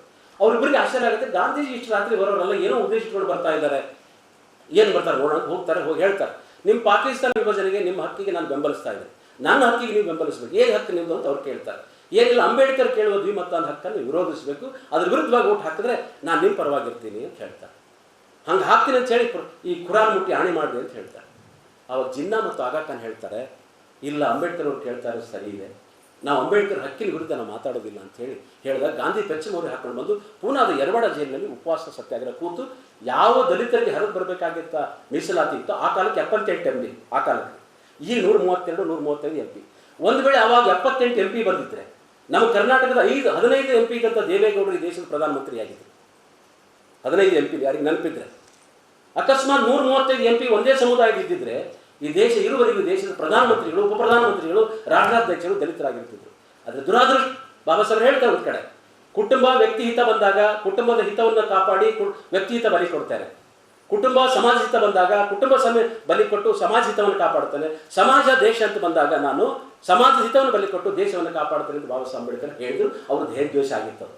ಹಾಗೆ ಹೇಳೋ ಮೂಲಕ ಕಸ್ತೂರ್ಬಾ ಗಾಂಧಿಯವರ ಮಗ ಬಂದು ಅಂಬೇಡ್ಕರ್ ಕೈ ಮುಗಿದು ಮಾಂಗಲ್ಯ ಉಳಿಸಿದ ತಂದೆ ಜೀವ ಉಳಿಸಿದ ಕೇಳ್ಕೊಂಡಾಗ ರಮಾತಾಯಿ ಹೇಳ್ತಾರೆ, ಸಾಹೇಬ್ ಗಾಂಧಿ ಸಾವಿಗೆ ನೀವು ಕಾರಣ ಆಗಬೇಡಿ, ಹಗ್ಗ ಮುರಿಬಾರ್ದು, ಕೋಲ್ ಮುರಿಬಾರ್ದು, ಹಗ್ಗ ಹರಿಬಾರ್ದು, ಹಂಗೆ ನಿರ್ಣಯ ತಗೊಳ್ರಿ ಅಂತ ಹೇಳ್ತಾರೆ. ಅವಾಗ ಬಾಬಾ ಸಾಹೇಬ್ ದೇಶದ ಹಿತದ ಕಾರಣಕ್ಕಾಗಿ ಒಂದು ಸಮುದಾಯಕ್ಕೆ ಹರಿದು ಬರೋ ಹಕ್ಕನ್ನು, ಯಾವ ರೀತಿ ಏಕಲವ್ಯ ಸ್ವತಂತ್ರ ವಿದ್ಯಾಭ್ಯಾಸ ಕಲ್ತಿದ್ದ, ದ್ರೋಣವ್ರು ಹೆಬ್ಬೆಟ್ಟು ತಗೊಂಡ್ಬಿಟ್ಟ ಸ್ವಾರ್ಥದಿಂದ, ಹಾಗೆ ಅಂಬೇಡ್ಕರ್ ಅವರು ಇಂಗ್ಲೀಷಿನಿಂದ ನಮಗೆ ಹಕ್ಕು ಪಡ್ಕೊಂಡ್ಬಂದಿದ್ರು ದಲಿತರಿಗೆ. ಆ ಹಕ್ಕನ್ನು ಅಂಬೇಡ್ಕರ್ರಿಂದ ಬಲಿಯಾಗಿ ತೆಗೆದುಕೊಂಡು ಹಂಗೆ ತಗೊಳ್ಳೋ ಮೂಲಕ ಬಾಬಾ ಸಾಹೇಬ್ ತೀರ್ಮಾನ ಮಾಡ್ಕೊಳ್ತಾರೆ, ನಾವು ದೇಶಕ್ಕಾಗಿ ಕಾಂಟ್ರಿಬ್ಯೂಟ್ ಮಾಡ್ತಾ ಇದ್ದೀವಿ ಅಂತ. ಯಾರು ನಾವು ದೇಶಕ್ಕಾಗಿ ಕಾಂಟ್ರಿಬ್ಯೂಟ್ ಮಾಡ್ತಾ ಇದ್ದೀವಿ ಹೇಳಿ? ದಲಿತ ಸಮುದಾಯ ಇವತ್ತು ಪೂನಾ ಫ್ಯಾಕ್ಟ್ ಇನ್ನೊಂದ್ಸಲ ಜಾರಿಗೆ ಆಗಲಿ ಅಂತ ಹೋರಾಟ ಮಾಡಿದ್ರೆ ಏನಾಗ್ಬೋದು ದೇಶದ ಸ್ಥಿತಿ? ಆದರೆ ಅಂಬೇಡ್ಕರ್ ದೇಶಕ್ಕಾಗಿ ದೊಡ್ಡ ದೊಡ್ಡ ತ್ಯಾಗ ಮಾಡಿದ್ರು. ಆ ದಲಿತರ ಋಣವನ್ನು ಉಳಿದ ಭಾರತೀಯರೆಲ್ಲರೂ ಗೌರವದಿಂದ ಹೇಳಬೇಕು, ನಾವು ಗೌರವಿಸಬೇಕಾಗಿದೆ. ದುರಾದೃಷ್ಟ ಅವರನ್ನೇ ಮೀಸಲಾತಿ ಅಂದರೆ ದಲಿತರು ಬಟ್ ಮಾಡ್ತಾರೆ, ಮೀಸಲಾತಿ ಅಂದರೆ ಪೋತೆ, ಮೀಸಲಾತಿ ಅಂದರೆ ಹೀಗೆ ಹೀಗೆ ಅಂತ ಹೇಳ್ತಾರೆ. ಇವತ್ತು ಇಲ್ಲಿರೋ ಎಲ್ಲರ ಅಂಡರ್ ಮೀಸಲಾತಿ ಒಳಗಿದ್ದೀವಿ ನಾವು ಎಲ್ಲರೂ. ಅದು 10% ಇರ್ಬೋದು, 20% ಇರ್ಬೋದು, 30% ಇರ್ಬೋದು, ರೂರಲ್ ಇರ್ಬೋದು, ಎಲ್ಲರೂ ವಿ ಆರ್ ಅಂಡರ್ ರಿಸರ್ವೇಷನ್. ಅದು ದುರಾದೃಷ್ಟ ಬಟ್ ಮಾಡ್ತಾ ಇರೋದು ಒಬ್ಬರ ಕಡೆಗೆ. ಸೊ ಈ ಹಿನ್ನೆಲೆಯಲ್ಲಿ ನಾವು ಅರ್ಥ ಮಾಡ್ಕೊಳ್ಬೇಕಾಗಿದೆ, ಅಂಬೇಡ್ಕರ್ ಕೊಟ್ಟ ಕಾಂಟ್ರಿಬ್ಯೂಷನ್ ಕೇವಲ ದಲಿತರಿಗಲ್ಲ ಅನ್ನೋದನ್ನು ನಮಗಾಗಿ ಎಲ್ಲರಿಗೂ ಕೊಟ್ಟರು ಅಂತಕ್ಕಂಥ ಮಾತಲ್ಲಿ. ಹೀಗೆ 27ರಲ್ಲಿ 1919 Simon commission, South Korea commission, 27ರಲ್ಲಿ ಮಹಾಡ್ ಮೂವ್ಮೆಂಟ್, 27ರಲ್ಲಿ ಸೈಮನ್ ಕಮಿಷನ್, ಇವೆಲ್ಲಗಳ ಹೋರಾಟದ ಮೂಲಕ ಅಂಬೇಡ್ಕರ್ ದುಂಡು ಮೇಜರ್ ಪರಿಷತ್ಗೆ ಹೋಗ್ತಾರೆ. ದುಂಡು ಮೇಜರ್ ಪರಿಷತ್ಗೆ ವಾಪಸ್ ಬಂದು ಅಂಬೇಡ್ಕರ್ ದೊಡ್ಡ ಮೂವ್ಮೆಂಟನ್ನು ಮಾಡೋಕ್ಕೆ ಶುರು ಮಾಡ್ತಾರೆ. ಹಾಗೆ ಮಾಡುವಾಗ ಸರ್ಕಾರದಲ್ಲಿ ಮಂತ್ರಿ ಆಗ್ತಾರೆ, ಇಂಗ್ಲೀಷ್ ಸರ್ಕಾರದಲ್ಲಿ ಮಂತ್ರಿ ಆದಾಗ ಅವ್ರಿಗೆ ಆದ ಅಪಮಾನಗಳು ಎಂಥವು? ಅಂಬೇಡ್ಕರ್ ದೊಡ್ಡ ಅಪಮಾನಗಳಾದ. ಸೊ ಅಂಥ ಅಪಮಾನಗಳನ್ನು ಎದುರಿಸಿ ಬಾಬಾ ಸಾಹೇಬ್ ಕಾರ್ಮಿಕ ಮಂತ್ರಿ ಆಗ್ತಾರೆ, ನಂತರದಲ್ಲಿ ಕಾನೂನು ಮಂತ್ರಿ ಆಗ್ತಾರೆ. ಸಂವಿಧಾನ ಸಮಿತಿಗೆ ಅಂಬೇಡ್ಕರ್ ಅವರು ಹೋಗ್ಬೇಕು ಸ್ನೇಹಿತರೆ. ಸಂವಿಧಾನ ಸಮಿತಿಗೆ ಅಂಬೇಡ್ಕರ್ ಹೋಗ್ಬೇಕಾದ್ರೆ ವಲ್ಲಭಾಯ್ ಪಟೇಲ್ ತೀರ್ಮಾನ ಮಾಡಿರ್ತಾರೆ, ಸಂವಿಧಾನ ಸಮಿತಿಗೆ ಅಂಬೇಡ್ಕರ್ ಬರೋದಿಲ್ಲ, ಲೋಕಸಭೆಗೆ ನಾನು ಬಾಗಿಲು ಮುಚ್ಚಿದ ಅಷ್ಟೇ ಅಲ್ಲ ಕಿಟಕಿನೂ ಮುಚ್ಚಿದ್ದೇನೆ, ಅಂಬೇಡ್ಕರ್ ಸಂವಿಧಾನ ಬರ್ಕೊಡೋದಿಲ್ಲ ಅಂತ ಹೇಳ್ತಾರೆ. ಆದರೆ ಜೋಗೇಂದ್ರ ಮಂಡಲ್, ಬಂಗಾಳ ಪ್ರಾಂತದ ಜೋಗೇಂದ್ರ ಮಂಡಲ್, ಪಾಕಿಸ್ತಾನದ ಆರಂಭದ ಕಾನೂನು ಮಂತ್ರಿ ಆಗಿದ್ದಂಥವರು, ಸರ್ ಗೊತ್ತಿದೆ ನನಗಿಂತ ಹೆಚ್ಚಿಗೆ, if I am wrong sir correct ಮಾಡೋದು ತಪ್ಪೇನಿಲ್ಲ, ಅಲ್ಲಿ ಅವರು ಮಂತ್ರಿ ಆಗಿರ್ತಾರೆ. ಅವ್ರು ಏನು ಮಾಡಿದ್ರು ಸ್ವಾತಂತ್ರ್ಯ ಪೂರ್ವದಲ್ಲಿ, ಅಂಬೇಡ್ಕರ್ ಅವರು ಯಾವುದಾದ್ರೂ ಸಮಿತಿ ಸದಸ್ಯರಾಗಿದ್ದರೆ ಮಾತ್ರ ಸಂವಿಧಾನ ಸಮಿತಿಗೆ ಹೋಗ್ಲಿಕ್ಕೆ ಬರ್ತದೆ. ಅಂಬೇಡ್ಕರ್ ಅವರು ಆ ಕಾಲದಲ್ಲಿ ಯಾವುದೂ ಸಮಿತಿಯ ಸದಸ್ಯರಾಗಿಲ್ಲ, ಪ್ರಾಂತೀಯ ಇಲ್ಲ, ಎಲ್ಲಿ ಇರಲಿಲ್ಲ. ಆವಾಗ ಜೋಗೇಂದ್ರ ಮಂಡಲ್ ಅಂಬೇಡ್ಕರ್ ಅವ್ರನ್ನ ಅಲ್ಲಿ ಕರೀತಾರೆ, ಜೈಸೂರ್ ಮತ್ತು ಖುಲ್ನಾ ಕ್ಷೇತ್ರಕ್ಕೆ. ಅಲ್ಲಿ ಕರೆದು ಅಂಬೇಡ್ಕರ್ ಅವ್ರನ್ನ ನಿಲ್ಲಿಸ್ತಾರೆ. ನೆನಪಿರಲಿ ನಿಮಗೆ, ಅಲ್ಲಿ 51% ಮುಸ್ಲಿಮರು ವೋಟರ್ಸ್ ಇದ್ದರು, ಇನ್ನುಳಿದಂತೆ ಹಿಂದುಳಿದ ವರ್ಗದವರು, ನಿಮ್ನ ವರ್ಗದವರಿದ್ದರು. ಅವರೆಲ್ಲರೂ ಬಾಬಾ ಸಾಹೇಬ್ ಅಂಬೇಡ್ಕರ್ ಅವರು ಗೆಲ್ಲಿಸಿ ಲೋಕಸಭೆಗೆ ಕಳಿಸ್ತಾರೆ. ಲೋಕಸಭೆಗೆ ಕಳಿಸಿದಾಗ ಅಂಬೇಡ್ಕರ್ ಅವರು ಸಂವಿಧಾನ ಸಮಿತಿ ಸದಸ್ಯರಾಗ್ತಾರೆ. ಆವಾಗಲೂ ಆಗಿನ ಜಾತಿ ರಾಜಕಾರಣದಿಂದ ಅಂಬೇಡ್ಕರ್ ಅವರು ಏನು ಮಾಡ್ತಾರೆ, ಅಂಬೇಡ್ಕರ್ ಹೊರಗಿಡಬೇಕನ್ನೋ ಕಾರಣಕ್ಕಾಗಿ ಪಾಕಿಸ್ತಾನ ವಿಭಜನೆ ಆಗುತ್ತೆ. ವಿಭಜನೆ ಪಶ್ಚಿಮ ಬಂಗಾಳ ಪ್ರಾಂತ ಏನಿದೆಯಲ್ಲ ಪಾಕಿಸ್ತಾನಕ್ಕೆ ಹೋಗ್ಬಿಡುತ್ತೆ. ಅಂಬೇಡ್ಕರ್ ಮತ್ತೆ ಸದಸ್ಯತ್ವ ಕಳ್ಕೊಂಡ್ಬಿಡ್ತಾರೆ. ಅಷ್ಟೊತ್ತಿಗೆ ಅಂಬೇಡ್ಕರ್ ಅಮೆರಿಕದ ಇಂಗ್ಲೆಂಡಿನ ಬೇರೆ ನಾಯಕರು ರೀಚ್ ಆಗಿರ್ತಾರೆ. ಯಾಕಂದರೆ ದುಂಡು ಮೇಜಿನ 3ನೇ ಪರಿಷತ್ತಿನ ಸಂದರ್ಭದಲ್ಲಿ ಅಲ್ಲಿ ಅಧಿಕಾರಿಗಳು ಅಂಬೇಡ್ಕರ್ ಅವರು ಹೇಳ್ತಾರೆ, ಅಂಬೇಡ್ಕರ್ ದುಂಡು ಮೇಜಿನ ಪರಿಷತ್ನಲ್ಲಿ ನಿಮ್ಗೆ ಸೋಲಿಸಿದ್ರು, ಗಾಂಧೀಜಿ ಆದಿಯಾಗಿ ಎಲ್ಲರೂ ಕೈ ಕೊಟ್ಟರು ನಿಮಗೆ, ಆದರೆ ನಿಮ್ಮ ಸಮುದಾಯದ ಅಥವಾ ನಿಮ್ಮ ವರ್ಗದ ಹಕ್ಕನ್ನು ಕಾಪಾಡಬೇಕು ಅನ್ನೋದಾದರೆ ನೀವು ಸಂವಿಧಾನ ಸಮಿತಿಯೊಳಗೆ ಇರಬೇಕು ಅಂತ ಅವ್ರು ಹೇಳಿರ್ತಾರೆ.